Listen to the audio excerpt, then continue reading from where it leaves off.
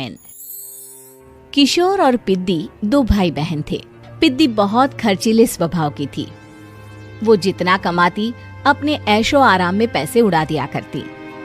लेकिन किशोर समझदार था, घर को साथ लेकर चलना जानता था। अपनी बहन के जितना कमाता तो नहीं था, लेकिन फिर भी वो किसी तरह घर का खर्च चला लेता था। एक दिन पिद्दी किशोर से कहती है, किशोर, तुम थोड़ा ज्यादा क्यों नहीं कमाते? मेरे दोस्त रोज मेरा मजाक उड़ाते हैं। अरे बहन, मैं कोशिश तो कर रहा हूँ। अच्छा सुनो, अगले महीने रक्षाबंधन है, मुझे सोने का हार चाहिए, इससे कम कुछ भी ना लूंगी। अरे दिला दूंगा बहन। किशोर को पूरी रात नींद नहीं आती। उसके दिमाग में बस ये चल रहा था कि उसकी माली हालत इतनी बिगड़ चुकी है, अब वो सोने का हार कहाँ से लाएगा। अगले दिन किशोर सुबह सुबह घर से ये बोलकर निकल गया कि पिद्दी, मैं गांव से बाहर जा रहा हूँ, कुछ दिन घर नहीं आऊंगा।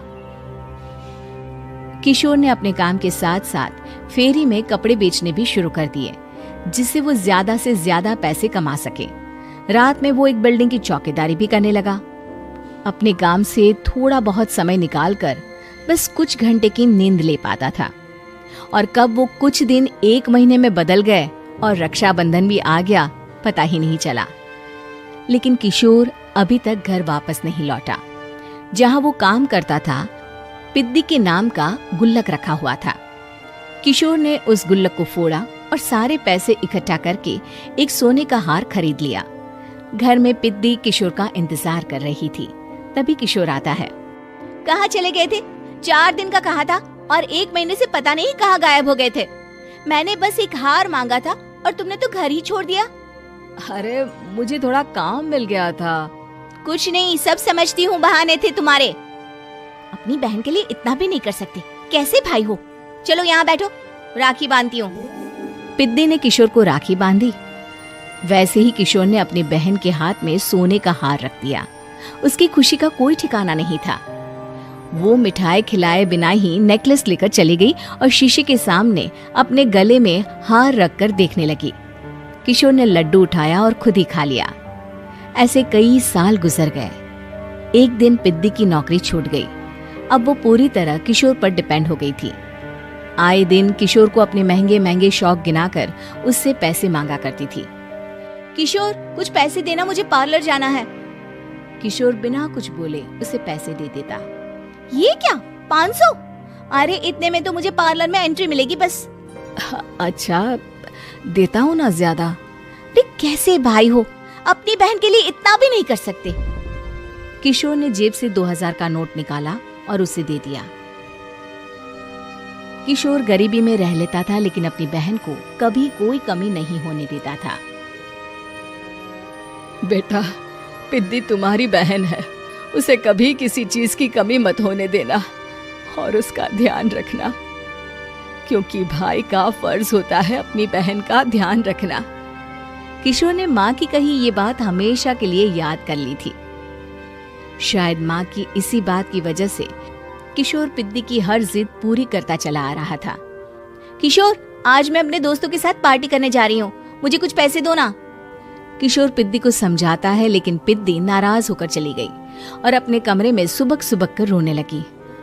किशोर अपनी जेब से कुछ पैसे निकालता है और पिद्दी को दे देता है। किशोर खुद कभी अच्छे कपड़े नहीं पहनता, लेकिन पिद्दी को राजकुमारी की तरह रखता। पिद्दी के जाने के बाद किशोर अपने काम पर निकल गया। एक तरफ पिद्दी अपने दोस्तों के साथ मस्ती कर रही थी, तो वहीं दूसरी तरफ किशोर पैसे कमाने के लिए कड़ी मेहनत कर रहा था। कुछ और दिन ऐसे ही बीत गए।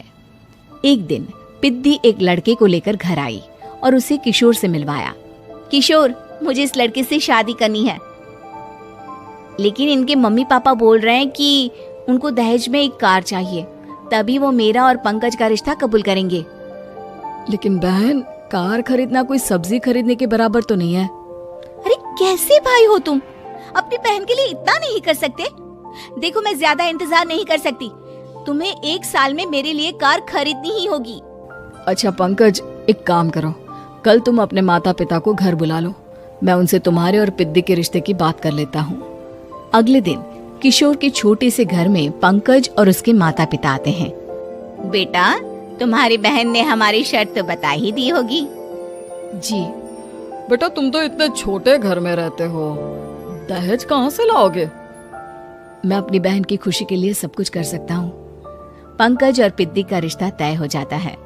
किशोर अब अपनी क्षमता से 4 गुना ज्यादा काम करने लगता है। सुबह सबके घरों में न्यूज़पेपर फेंकता, दिन में मजदूरी करता और रात में चौकीदारी करता। खूब मेहनत करके किशोर ने अपनी बहन की शादी के लिए पैसे जुटा लिए। उसने अपनी बहन के लिए कार खरीद ली। जब वो पिद्दी के ससुराल वालों से मिलने गया तो उन्होंने किशोर से और पैसों की मांग की। इस बार किशोर हार चुका था। पिद्दी माफ करना, मैं तुम्हारी शादी उस लड़के से नहीं कर सकता। वो लालची लोग हैं, उन्हें सिर्फ पैसों से मतलब है। देखो किशोर, मैं पंकज से ही शादी करूंगी। क्योंकि पिद्दी ने तो किशोर की बात न मानने की जैसे कसम खा रखी थी। किशोर ने पंकज को घर बुलाया। पंकज, तुम अपने माता पिता को समझाते क्यों नहीं हो? भैया, वो हमारी शादी के लिए मान गए, मेरे लिए तो यही बहुत बड़ी बात है। हम एक काम कर सकते हैं, दहेज की रकम में से कुछ पैसे मैं आपको दे देता हूँ। अरे लेकिन समाज वाले क्या कहेंगे? अरे जब दुनिया को पता चलेगा तब ना। अच्छा, कुछ पैसे मैं अपने मालिक से कर्ज में ले लेता हूँ। कुछ पैसे पंकज देता है, कुछ वो कर्जा लेता है और अपनी उम्र भर की कमाई वो अपनी बहन की शादी में लगा देता है। आखिर में पंकज और पिद्दी की शादी हो जाती है। पिद्दी की विदाई के बाद किशोर बिल्कुल अकेला पड़ जाता है। अब उसका कमाने में भी मन नहीं लगता। उधारी वाले रोज घर में आकर बैठ जाते हैं। अरे किशोर, अब तो पिद्दी की शादी को 5 साल हो गए, अब तो हमारा पैसा लौटा दो। चाचा, पिद्दी के जाने के बाद किसी भी काम में मन नहीं लगता। अरे तो हमारा पैसा कैसे वापस मिलेगा? जी, कुछ करता हूँ मैं। किशोर के ऊपर बहुत सा कर्जा चढ़ गया था, इसलिए उसने तय किया कि वो ये घर बेचकर सबके पैसे लौटा देगा। अगली सुबह शहर के किसी साहूकार को उसने अपना घर बेच दिया और सबके पैसे लौटा के वो गांव छोड़कर चला गया। पिद्दी ने शादी के बाद कभी अपने भाई का हाल तक नहीं पूछा। किशोर को फर्क नहीं पड़ता था, बस ससुराल में उसकी बहन खुश है ये जानकर उसे खुद की खुशी मिलती थी और ये सोचकर कि उसने माँ से किया हुआ वादा पूरा कर दिया।